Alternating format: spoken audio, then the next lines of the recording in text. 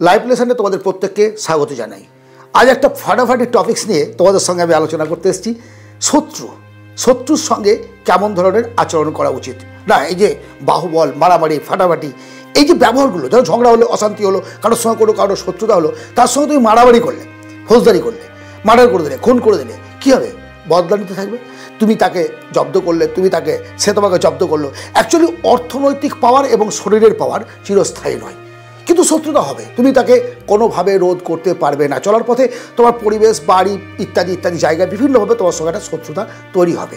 কীভাবে তাদেরকে কন্ট্রোল করবে, তাদের সঙ্গে কেমন আচরণ করবে, সেটাই আজকের মূল আলোচনা বিষয়।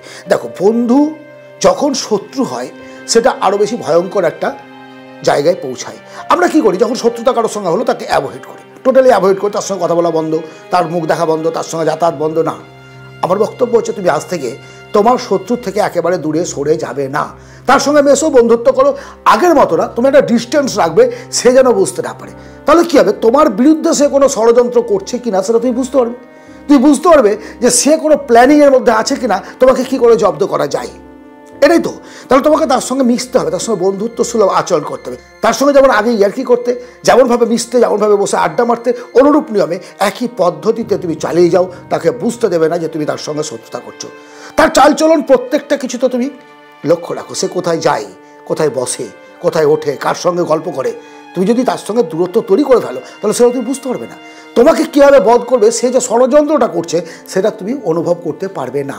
আর তুমি যদি তার সঙ্গে মিশতে থাকো, সে যখন কাউকে গিয়ে তোমার সম্পর্কে বলবে উল্টো পাল্টা, তখন সে কী বলবে? হ্যাঁ, সকাল থেকে সন্ধ্যা পর্যন্ত তোকে দেখছি তুই তার সঙ্গে বসে আড্ডা মারছিস, আর আবার আমাদেরকে এসে তার সম্পর্কে বদনাম করছিস। উল্টে ওকে কথা শোনাবে।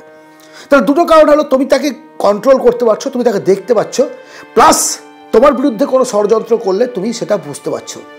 দেন তার যে শত্রু, তার সঙ্গে তুমি বন্ধুত্ব তৈরি করো। এখন কথা হলো, তাকে তুমি চেনো না, তার শত্রুটাকে তুমি জানো যে ও শত্রুকে, তার সঙ্গে তোমার কোনো ওঠা বসা নেই, কথা বলা নেই। তুমি কীভাবে তার সঙ্গে মিশবে? তুমি প্রথম দিন গিয়ে যদি তার সঙ্গে বন্ধুত্ব করতে চাও, সে ভাববে নিশ্চয়ই তাকে ওর ঘাড়ে বন্দুক রেখে তুমি সেই শত্রুটাকে জব্দ করতে এসছো। সে ভুল করলে হবে না। প্রথমে হাই হ্যালো, তারপর একটু বসা, একটু গল্প করো, আস্তে আস্তে আস্তে তার সঙ্গে ঘনিষ্ঠতার সম্পর্ক তৈরি করো। তোমার শত্রু সেটা দেখতে হবে, অটোমেটিক সে কিন্তু সাবধান হবে। আরেকটা কথা, কখনো কোনো শত্রুকে দুর্বল ভাববে না। তোমার শত্রুকে বিশেষ করে কখনো দুর্বল ভাববে না। মেবি তোমার হয়তো প্রচুর শক্তি, প্রচুর বাহুবল, তোমার বন্ধুত্বের ক্ষমতা প্রচুর, বা অর্থনৈতিক ক্ষমতা প্রচুর, তারপরেও না। কারণ একটা সামান্য ঘুণ পোকা, ওই পোকা একটা বট গাছকে নষ্ট করে দিতে পারে, তোমার জীবন ছাড়খাড় করে দিতে পারে। সামান্য একটা শত্রু, খুব যাকে একেবারে অবহেলা করো, সেই রকম একটা শত্রু, একটা খড়ির সাপের বাচ্চা না, এইটুকু একটা সাপ এক ছোবলে তোমাকে ছবি করে দিতে পারে। কোনোদিন শত্রুকে দুর্বল ভাববে না, কোনোদিন না। যদি সম্ভব হয়, শত্রুর সঙ্গে বন্ধুত্ব সুলভ আচরণ করে তাকে ঋণের জালে ফাঁসিয়ে দাও। আর একবার বলি, ঋণের জালে ফাঁসিয়ে দাও।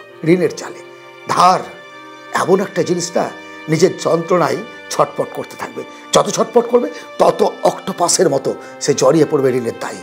ইয়াস, সর্পনশা, ট্র্যাপ। একটা ঋণ হচ্ছে ট্র্যাপ। তাকে ধার করতে শেখাও, ঋণ করতে শেখাও। কীভাবে? সেটা বিজনেস করে, বা সেটা কিছু করে, বা একটা গাড়ি কিনবে, মাথায় ঠিক করে দাও না, বিজনেস করছিস, সেটা ব্যাংক লোন নিয়ে দে, বিজনেসটা কর। গাড়ি নিবি, এটা ব্যাংক লোন নেই, গাড়িটা নিয়ে ফেল। কে কবে মারা যাবো তার ঠিক নেই। শখ যখন আছে মিটিয়ে নে, ঋণে জড়িয়ে ফেলো, ঋণে জড়িয়ে ফেলো, ঋণে জড়িয়ে ফেলো। ইয়েস, সবশেষে বলবো, 24 ঘন্টা তার উপর নজর রাখো, নজরদারি রাখো। তার ফোন ব্লক করবে না, তার আত্মীয় স্বজনের সঙ্গে সম্পর্ক নষ্ট করবে না, তার বন্ধুদের সঙ্গে তার সম্পর্কে কখনো কোনো খারাপ কথা বলবে না। শত্রুকে জব্দ করার এই যে কয়েকটি টপিকস তোমাদের আমি জানালাম, আশা করি এর দ্বারা চলার পথে অনেক উপকার হবে। আবারও বলছি, বাহুবল, অর্থের বল কাউকে দেখাবে না। কায়দা করে চাণক্যজির মত অনুসারে নিজেকে তৈরি করো এবং নিজে শত্রুর সঙ্গে মোকাবিলা করো। আজকের এই আলোচনা কেমন লাগলো অবশ্যই জানাবে। যদি ভালো লাগে শেয়ার করো বন্ধু বান্ধবদের মধ্যে। ভালো থেকো। পরবর্তী ভিডিওতে আবার দেখা হবে। ধন্যবাদ।